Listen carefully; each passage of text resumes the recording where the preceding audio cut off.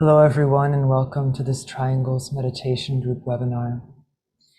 Today is February 14, 2022, and thank you all so much for joining us here today.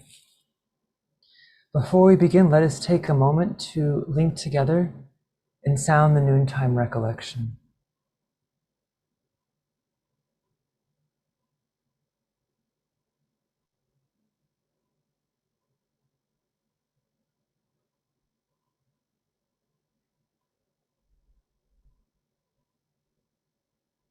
We know, O Lord of life and love, about the need. Touch our hearts anew with love, that we too may love and give.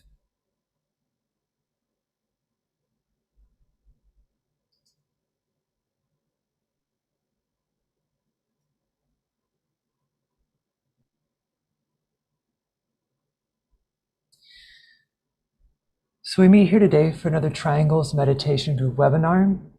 Welcome to all of you who are here once again returning, and a special welcome to everyone who is here for the first time. The purpose of this webinar is twofold. We meet here to introduce new members to the work of triangles. We help them to aid in the forming of new triangles and to inform them about the work, answer any questions they may have. The webinar also aims to create a platform for people who are already members of triangles to come together each week and to support the work through a meditative visualization. Triangles is a simple visualization technique. It uses the power of thought and prayer to uplift and transform human and planetary consciousness. 3 people link together in thought and agree to vivify that link each day. They link together as a triangle of light, mentally, spiritually, and in a spirit of goodwill to all humanity. These 3 triangles members visualize their triangle placed within a planetary network of triangles, and then sound the great invocation in order to release and circulate the energies throughout the entire etheric network of the planet, into the consciousness of humanity, into all open hearts and minds. Triangles, this practice of triangles, need only take a few minutes each day, and it can be fit into even the busiest of schedules. Today we are here with a special guest, Janet Derwin, who heads Sundial House in the UK. She'll be presenting today on receiving news bulletins, on the importance of news, of good news in the world today, which we will be happy to have a discussion with her after her presentation, where all of you will have a chance to participate and to share your own thoughts on triangles, or really on her presentation or upon the meditation or the practice itself. So we invite all of you to hold your thoughts, maybe write them down if you'd like, any impressions you might have, either from her presentation or from the meditation. And then you can share these audibly at the end of our webinar here today. Before we proceed, though, let us participate very quickly in a brief visualization, followed by the sounding of the mantra on your screen.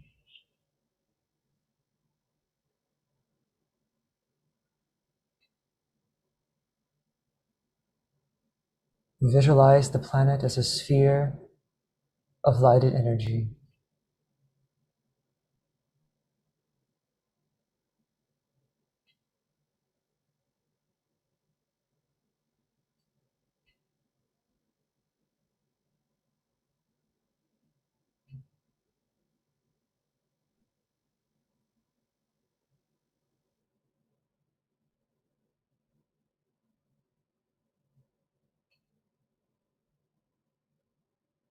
Now visualize within that sphere a triangle. This triangle is the triangle of the three primary planetary centers: Shambhala, planetary head center; hierarchy, the planetary heart; and humanity, the planetary throat center.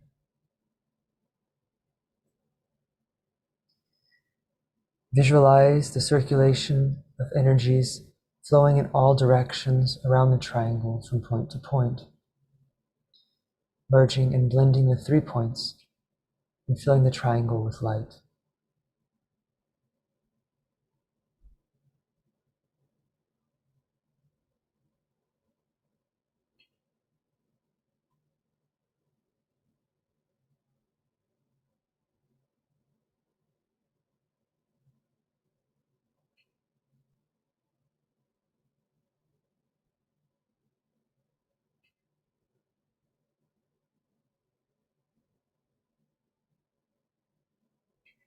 Now superimposed upon that triangle, visualize a 5-pointed star.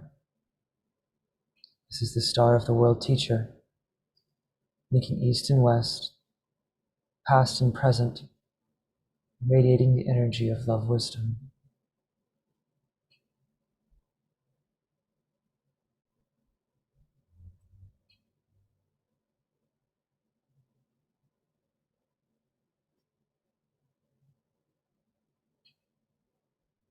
At each point of the star, the sphere of his activity stands an outpost of his consciousness, the 5 planetary centers.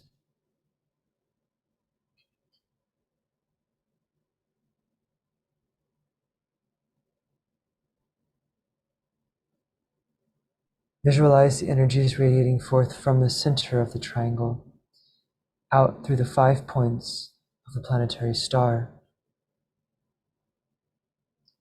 London, Darjeeling,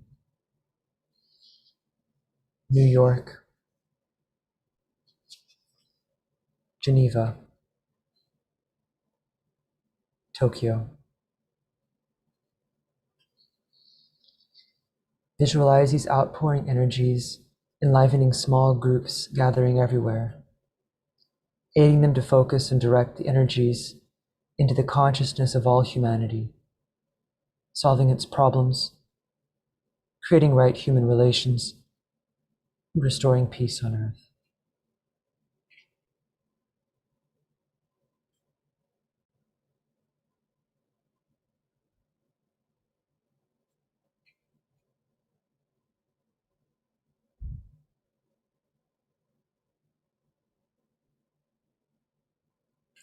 We sound together the mantra. Radiance, we are in power. We stand forever with our hands stretched out, linking the heavens and the earth, the inner world of meaning and the subtle world of glamour. We reach into the light and bring it down to meet the need. We reach into the silent place and bring from thence the gift of understanding. Thus with the light we work and turn the darkness into day.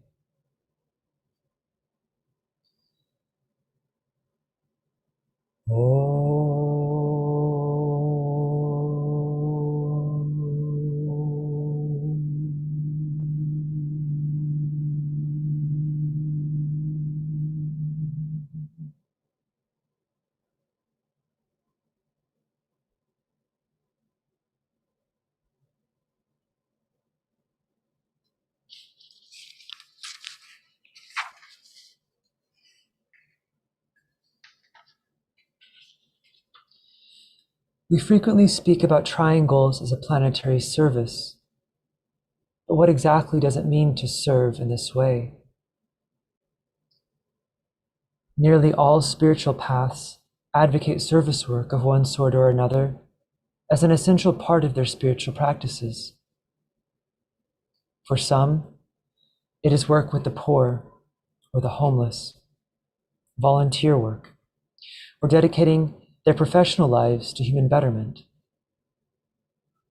Increasingly, though, many consider contemplative practices such as meditation or prayer a form of service, and seek to work in the realm of thought and consciousness for human and planetary betterment.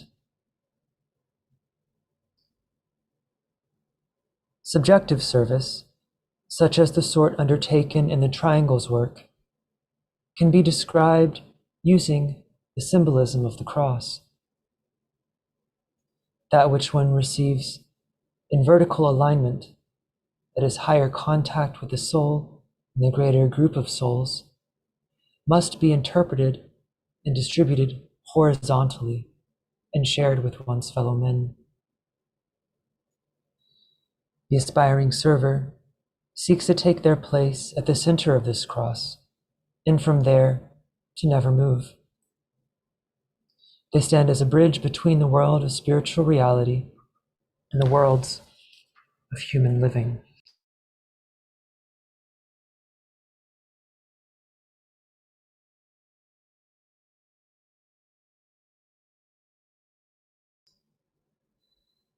Subjective service is predicated on the esoteric fact that divinity ever exists within all things.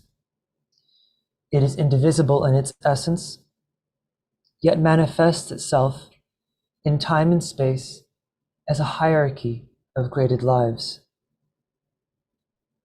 Those higher up on the ladder are closer to the source of that greater life, while lower units of life depend upon the higher for spiritual sustenance. The whole process of evolution is the exteriorization of the higher through the lower. This results in the redemption of the lower, raising it upwards. It also brings the higher down into manifestation, thus fulfilling the plan of life itself.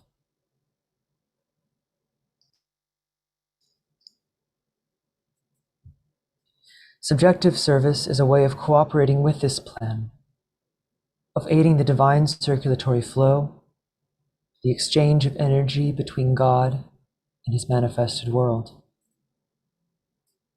To do so, one must begin by learning to manifest the soul through all aspects of their personality, and to become the soul in all that they think, feel, and do.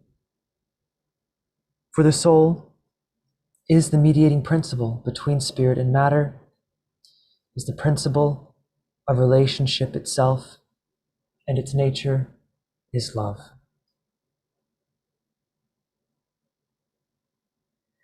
We are told that the law of service governs the activity of the soul on its own plane. To manifest the light, love, and the many powers of the soul, one must therefore learn to become responsive to this law and to allow it to govern one's thinking. The impulse to serve is a natural instinct of the soul, but it is not so natural for the personality. To the personality, service is an ideal or a goal, something to be attained. But to the soul, service is simply an expression of its natural state. It is not an activity which must be initiated, nor is it necessarily something which must be given. True service, therefore, arises from within the soul itself, for the soul serves by its very presence. This presence is love, light, and sacrificial will. The radiation of these qualities, the world of human living, serves the greater good, for it keeps the plan progressing and moves human consciousness onwards towards its evolutionary goal. The soul, we know, is group conscious. That means it knows itself to be at one with the group and with all other souls. This fact is the reason behind one of the popular definitions of service given by the Tibetan. He writes that service is the utilization of soul force for the good of the group. Service is the urge to group good. It brings about the fulfillment of group desire rather than personal desire. In this way, the law of service awakens the heart center in those who respond to its influence. The awakening of this heart, of the heart, is the first step towards group awareness.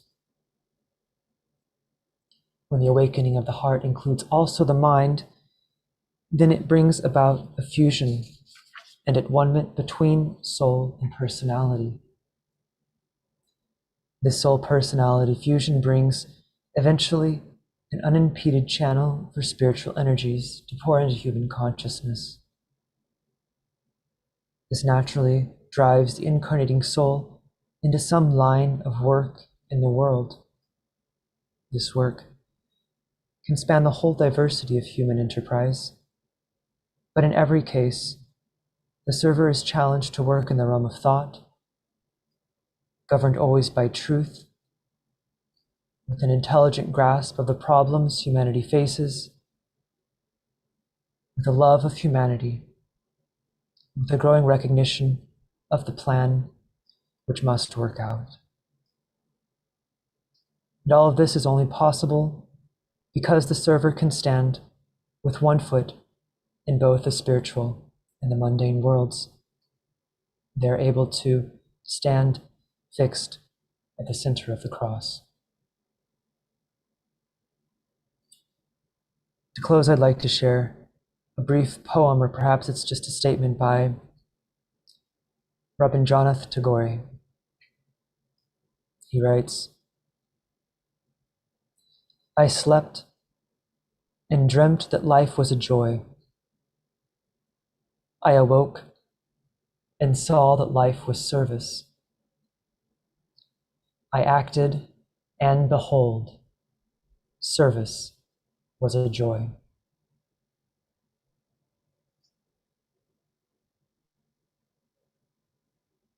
So now let us proceed with our meditation.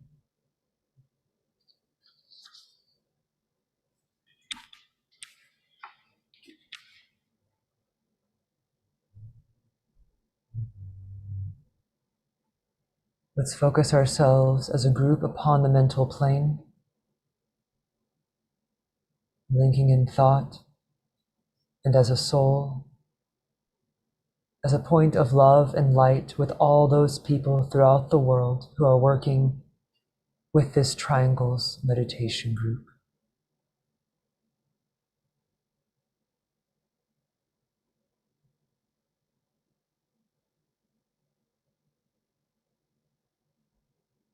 We sound together the invocation of the will.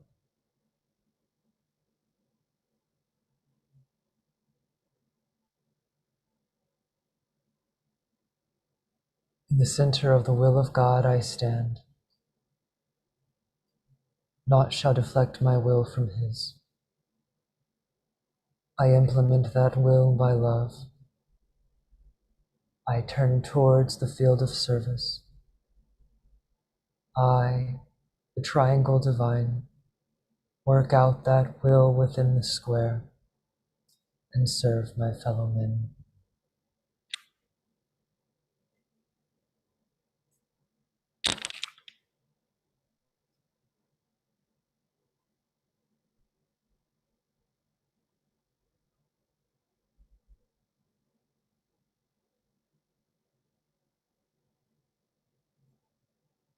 Using the creative imagination, link with two other points of light to create a triangle of light.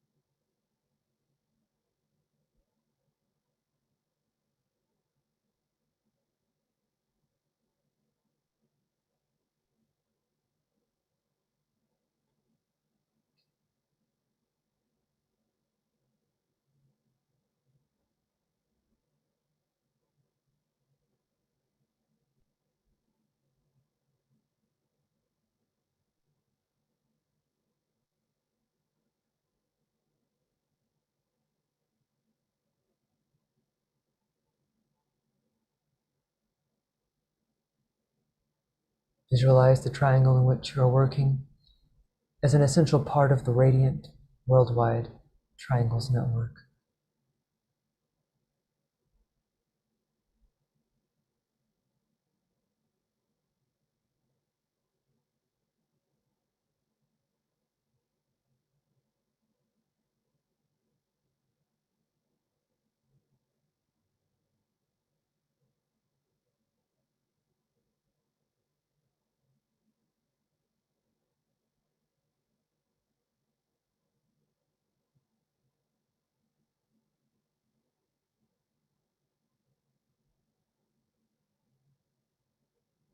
Hold the consciousness immersed within the light of the group's soul, the heart of love, which underlies and infuses the entire network.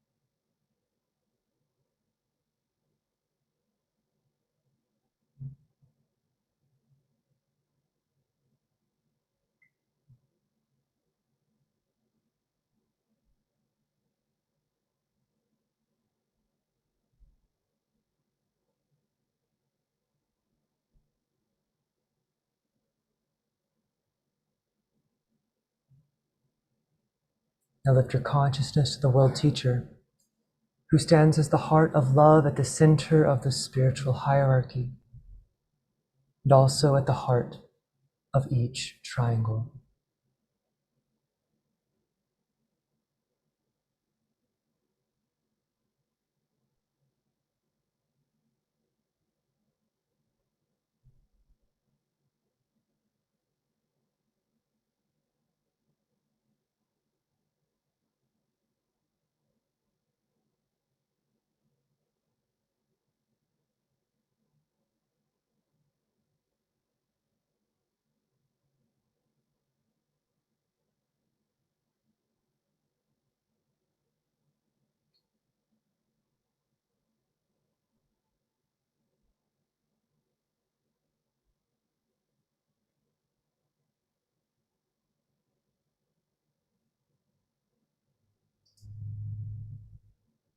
Visualize the energies of love, light, and goodwill circulating in and around the triangle's network.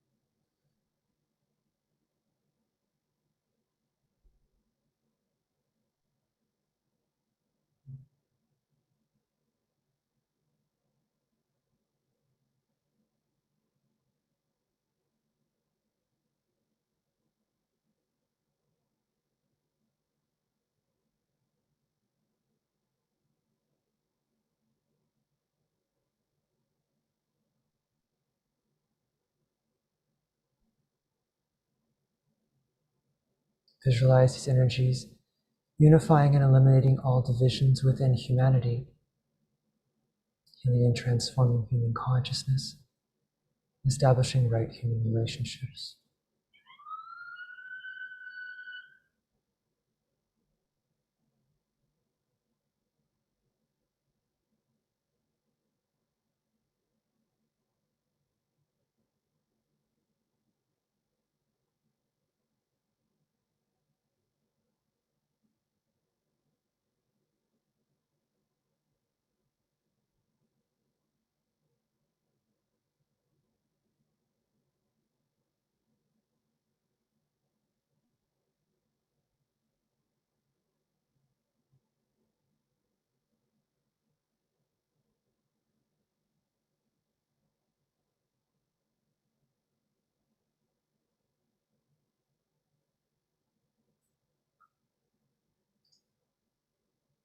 We sound together the mantra of unification.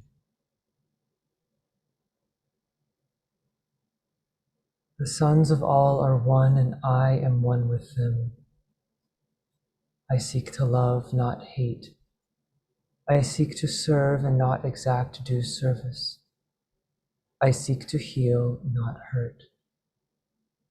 Let pain bring due reward of life and love. Let the soul control the outer form and life and all events, and bring to light the love that underlies the happenings of the time. Let vision come and insight. Let the future stand revealed. Let inner union demonstrate and outer cleavages be gone. Let love prevail. Let all people love.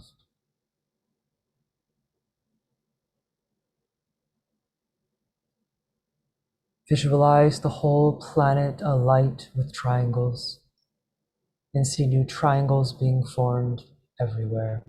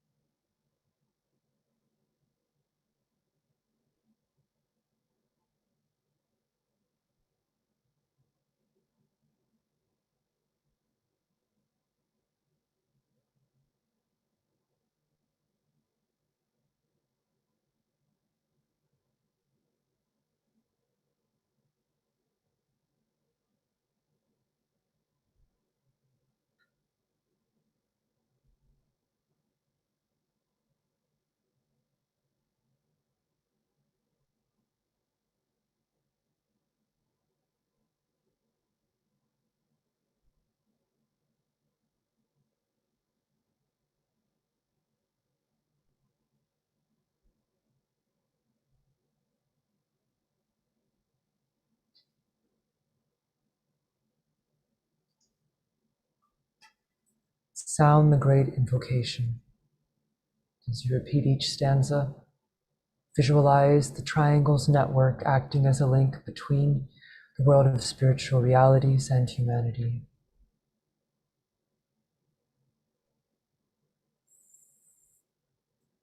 From the point of light within the mind of God, let light stream forth into human minds.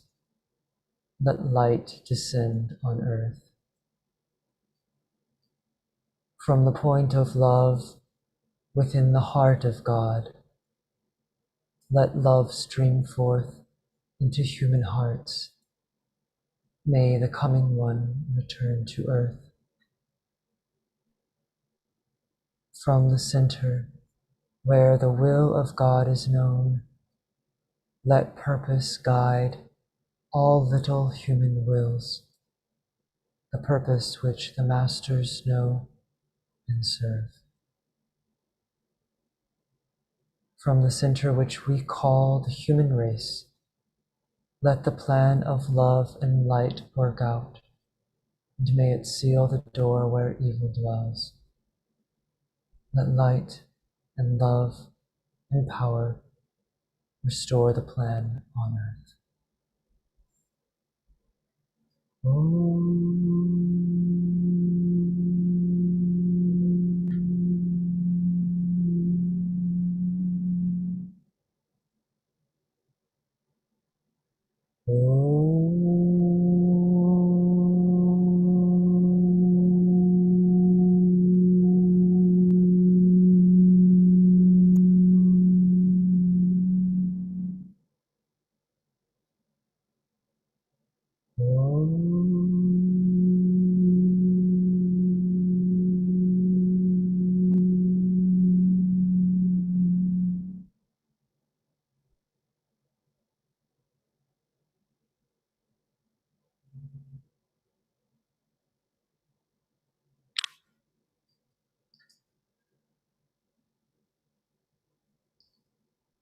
Thank you, everyone.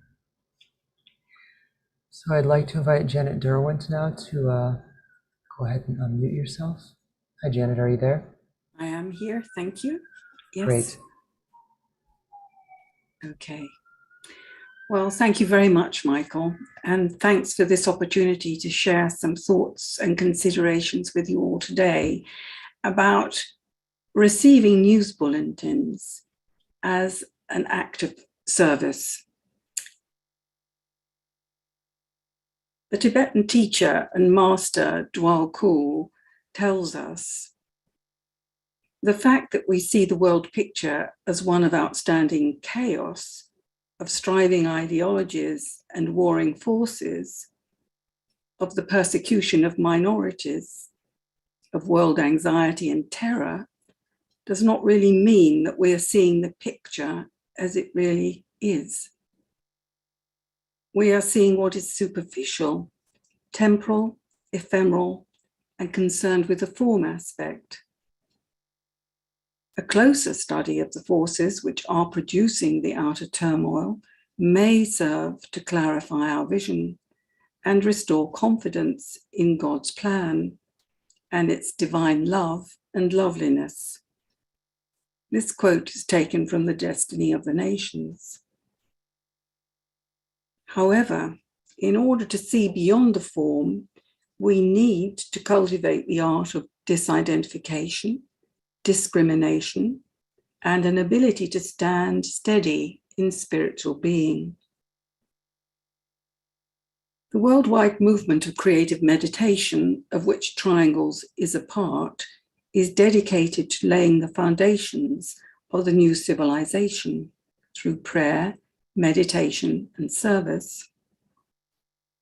We could say, in all honesty, that our souls are urging us to remember our commitment to participate in this work and to belong to this vanguard of the new age.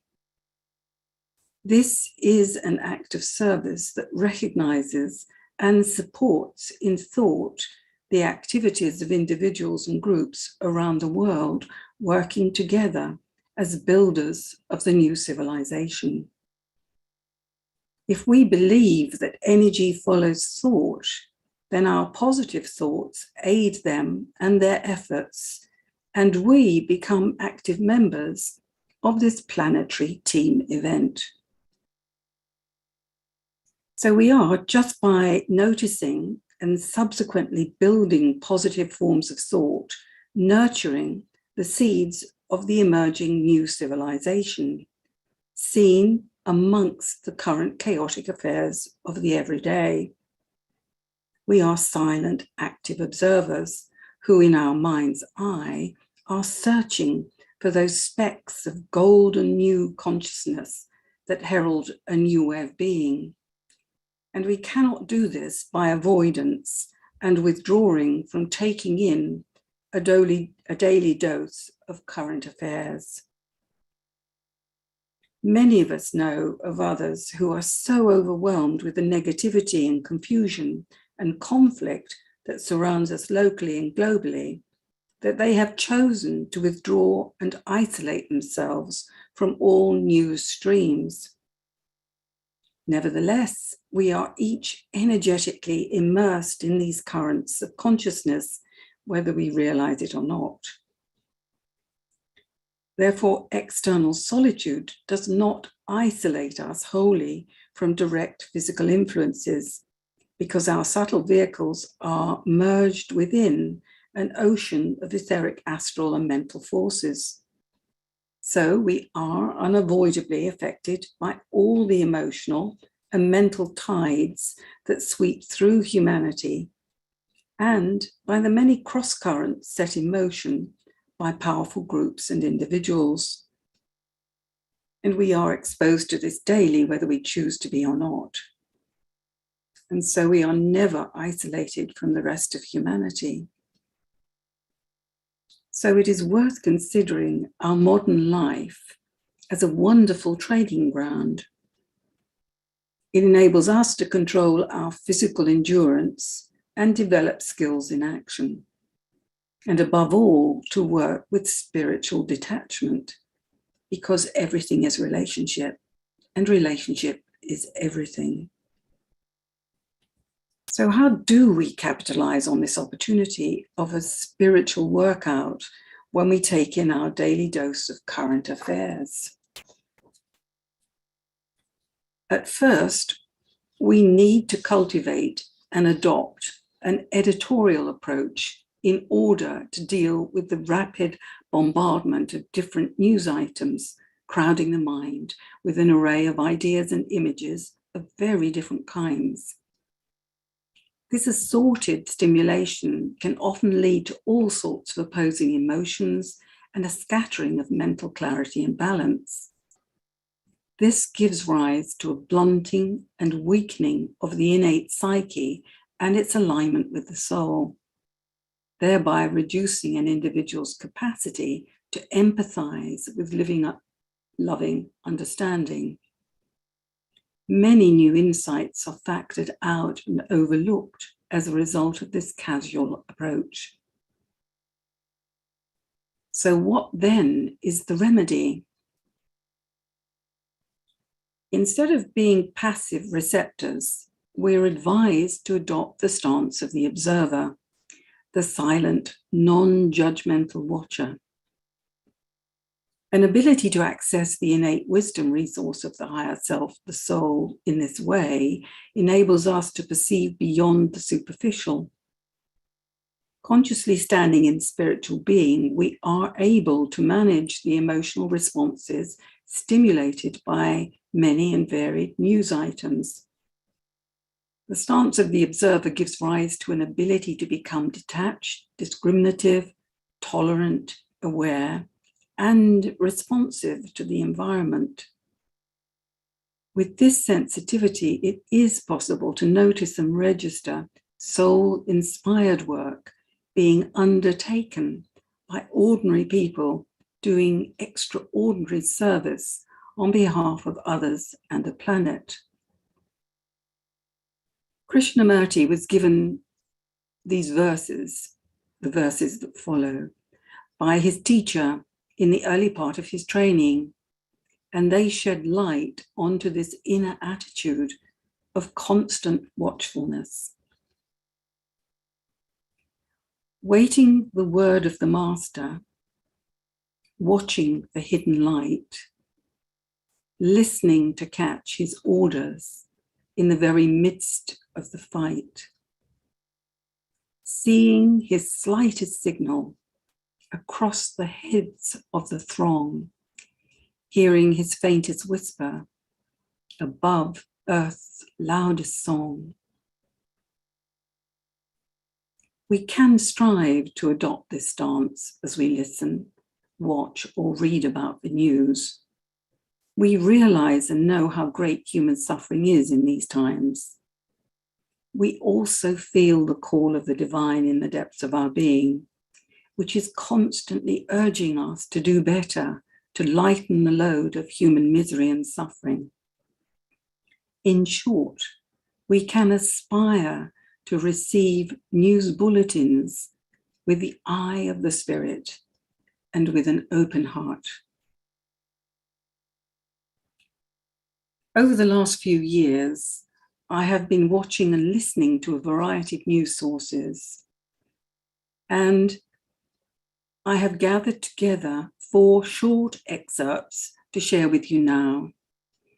And as you watch this very short video, I would invite you to be alert and aware and to notice what aspect of one or all of these 4 news items resonates with you, and what in your mind has inspired these ordinary people to undertake such extraordinary projects. And how do you think that these projects have changed or are changing the consciousness of others within their community, their villages, their nation, or internationally? And after we've watched this very short video, perhaps we can share some ideas and insights that come to us. I look forward to hearing your thoughts after the video. Thank you, Michael.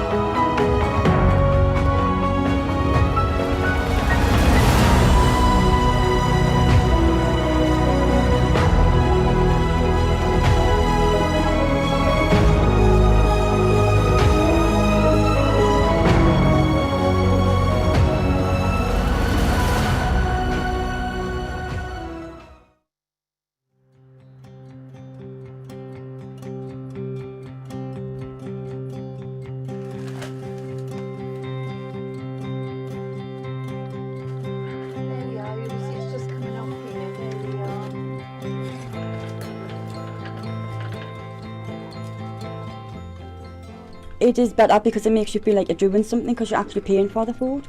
You're not getting it for free.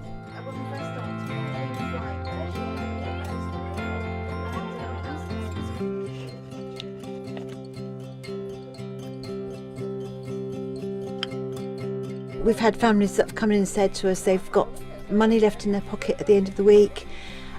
Universal credit is so challenging to manage, and it enables people to manage their money in a better way. My budgeting is a lot better now.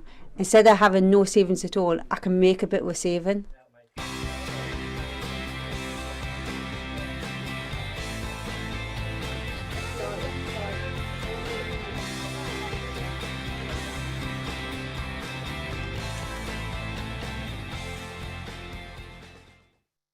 He is a Form 4 school dropout, but to the people in his village, he is an accomplished electrical engineer.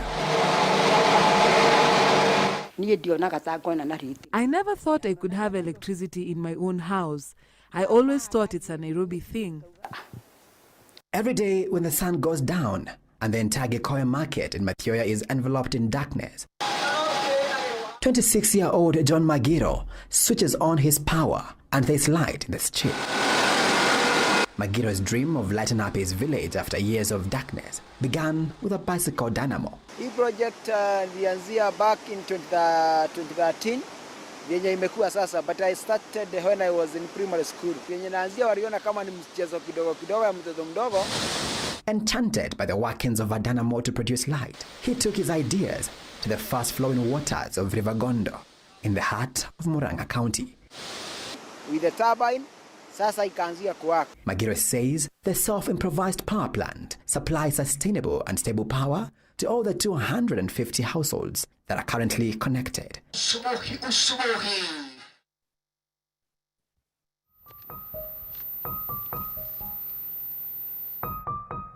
Saya Sadiman dan umur 69 tahun.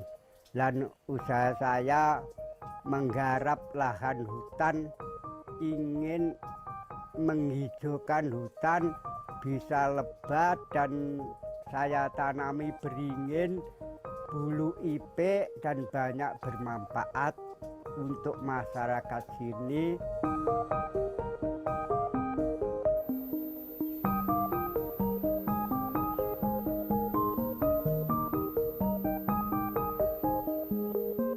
Awal-awal itu Mas, gunung itu kebakaran Mas, terus airnya mati, terus saya mempunyai greget itu karena tidak saya tanam beringin. Daerah ini daerah gersang itu loh Mas.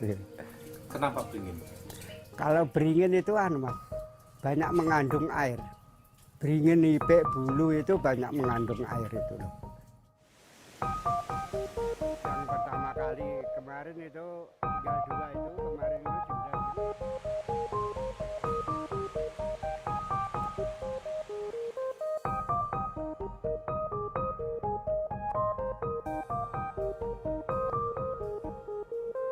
Ingin membesarkan air terutama. Terus kedua, orang hidup membutuhkan udara bersih Mas. Benar air ya itu.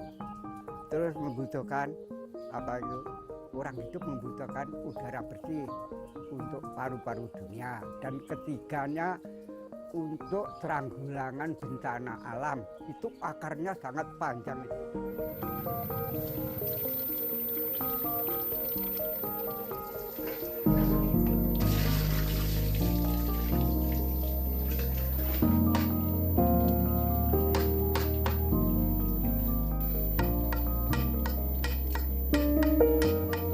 Saya disindir-sindir kalau memikul ringin itu tidak, masyarakat tidak nyaman gitu, merasakan tidak nyaman gitu, karena sistemnya jiwanya masih anisme, soalnya tempatnya tetek melek itu loh Mas, gitu loh.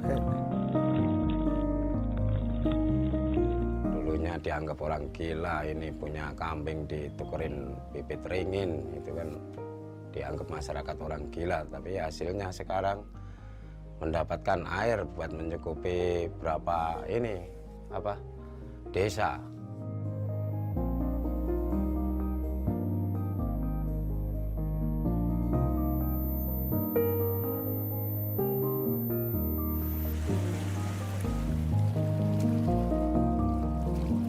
Mudah-mudahan masyarakat sini bisa subur, makmur, dan hidup bahagia dunia dan akhirat. Dan jangan sekali-kali membakar hutan.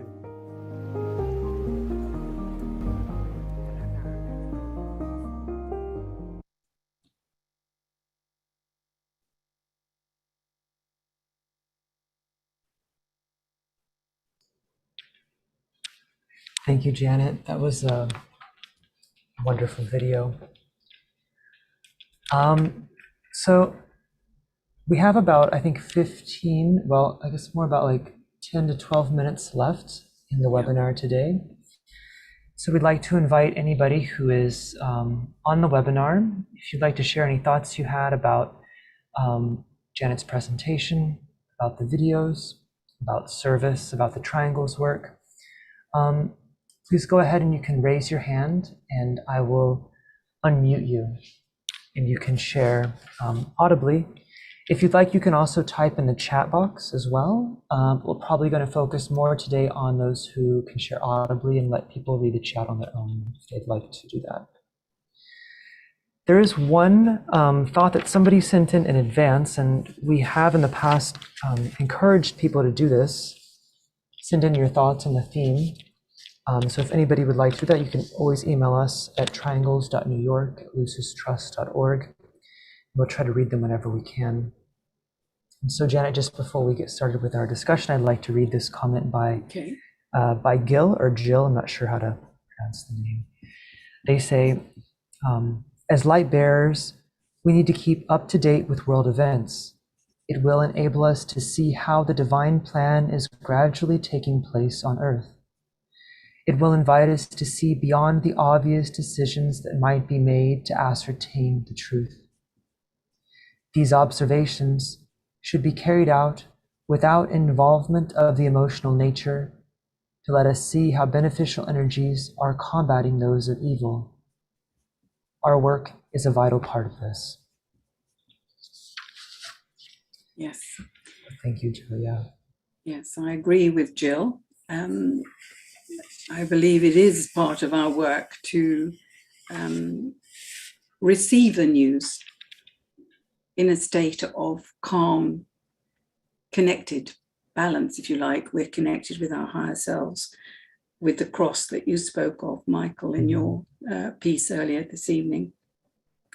And from that point of balance, we are enabled to go beyond the superficial and to use the emotions actually to see beyond the turmoil and get a glimpse of what is trying to emerge in the wishes and desires of the plan as it seeks to support and aid and uplift humanity on its journey in evolving consciousness, if you like. Well, thank you, Janet. I have to say, I'm so glad you chose this topic for your presentation today because to me, it really highlights how important it is to have that sense of discernment with what we consume and how much that really does affect our consciousness and the way we sort of perceive and view the world situation. Because we're asked to study world events. Well, we can never see everything that's going on in the world, so we can always only ever see a part of it. And so I think it's important to look at, don't just ignore all the bad stuff happening. Of course, you have to look at that, but you have to also have stories exactly like the ones before you showed. I think they were perfect examples of instances where the soul is really making its presence felt in the lives of those individuals and of those groups. And it's just beautiful. I almost can't even talk about it because just seeing what they did is enough. Like the old older gentleman at the end who just knew he needed to plant these trees to benefit his community, and just he just had a sense that's what he needed to do, and so he just did it. And it was a huge success. But even if it hadn't been a success, I suspect he would have just kept on doing it. He would have done it anyway. You're right, Yeah, Michael. and that's what's so beautiful about that, I think. Yeah. Well, I think it was definitely soul inspired, and he's been doing it, I think, for 24, 30 years. And when he set off, the area in which he lived had become very arid and people were suffering. And he, I believe, is a goat farmer. And he just used some of the money he generated each year from selling his goats to buy seeds. And that's how it started. And as you say, he kept going. And he was ridiculed to start with. And it took a long time. Mm-hmm. But he didn't give up. I think once the soul is responded to and is directing the way, there is this sacrificial will that kicks in, mm-hmm. which defies opposition. There's just a persistence. Yeah. And we have to think too, like what's in the way of, if that's, if service is the natural state of the soul, and we want the soul to express through the personality, what's blocking that natural expression of the soul? What is there? And I think sometimes it's just a sense of maybe a little bit of a lack of vision of what could be. And also just sometimes, like you said, we're living in a time of, or you, at least I think you alluded to it, there's a sense of isolation today, and a sense of really being separate from other people, and a sense of this sort of, like it's almost difficult to, almost like there's a big weight upon everybody's shoulders. Yeah. And it seems it's a bit difficult to get out and just go about our daily routine and continue with our relationships as we always have in the past.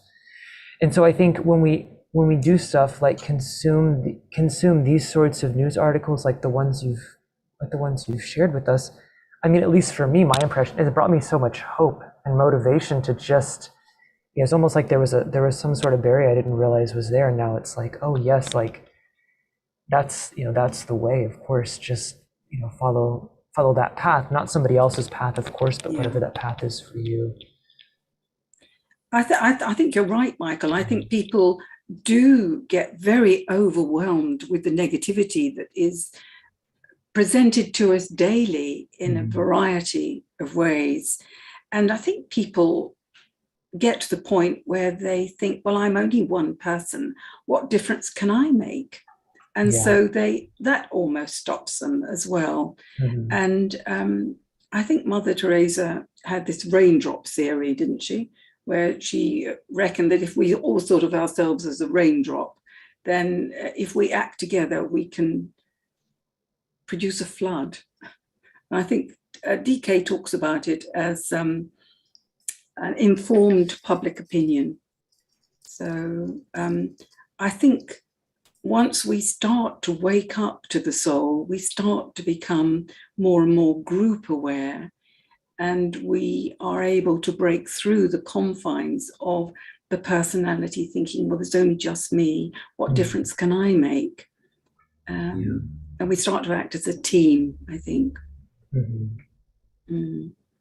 There's, I want to get to Catherine Cruz, who has her hand raised in a moment, but that just made me think of real quick, there's a quote by the Tibetan, now I'm paraphrasing it because it just left my mind, but something like, the plan is never meant to be implemented by one person. Yeah. It's always a group that does so. And so we have to always remember that even, we always are working, even if we are sort of on the outer plane working as an individual in some project, the work of the soul is going forth through groups. And so that's really what brings our service work strength and power. I think that, like what we saw in those videos. Yeah. But let's go ahead and go to Catherine real quick, who has her hand raised. Catherine, I've asked you to unmute yourself, so you should be able to click the prompt and then share. Well, you almost said the ideas that were in my mind. I'm so grateful for this whole webinar. And Michael, I hope we can have a transcript of your talk as well. But I was thinking about the idea of we do, the urge to serve becomes so compelling, and the fight back to all of the reasons why, from the personality, well, who am I and what could I do kind of thing. And yet each one of these projects began with an idea in one person's mind. Mhm. And it was then within a group that certainly in the Coral Reef Project or in the Food Pantry Project, I don't know if this fine man planted all the trees himself, but I suspect maybe others came to help. But it really can start within an individual soul response to soul.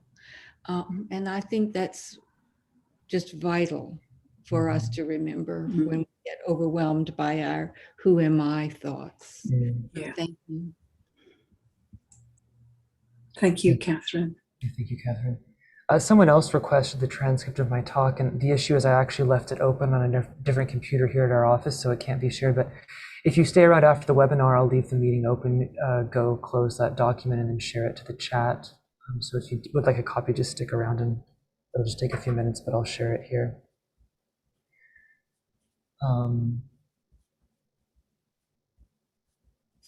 We're almost out of time already, unfortunately. But Josh, it looks like Joshua, you have a few comments to share, maybe from Facebook or something, or maybe of your own.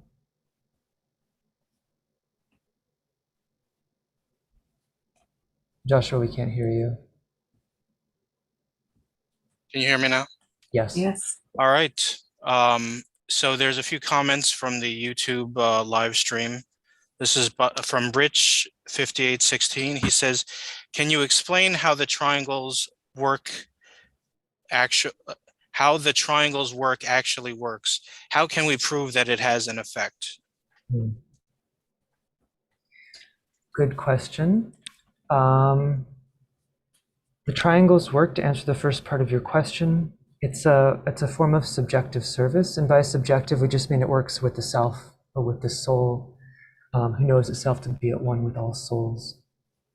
So the idea is that knowing ourselves as souls, we link up with 3 other people, and we do agree to link up with them every day, and we don't have to link up with them at the same time, but we just do it once a day. We visualize the 3 of us connected by a triangle of light. Visualize this triangle within a network of triangles which surround the planet.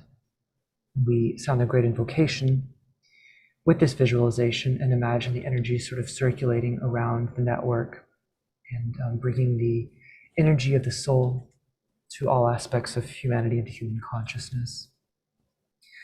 The idea, like I said, is based upon esoteric sciences.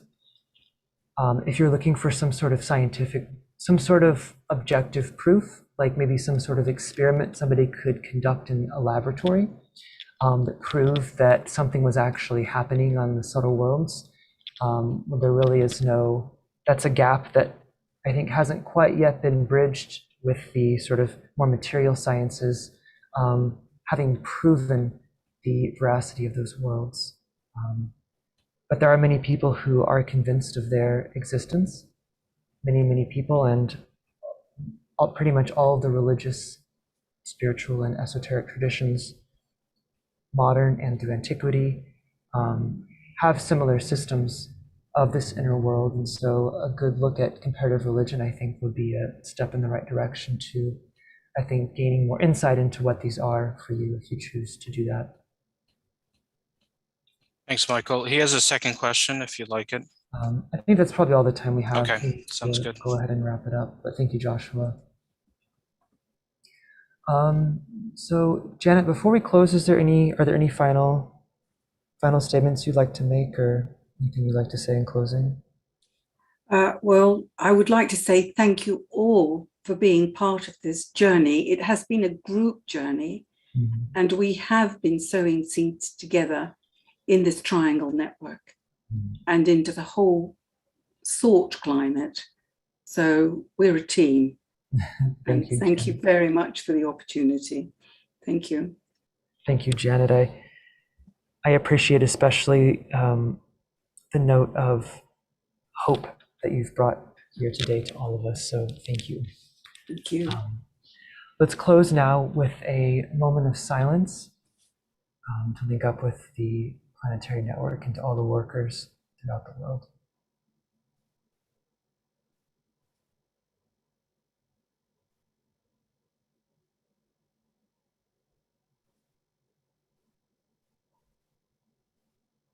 Thank you, everyone. Thank you.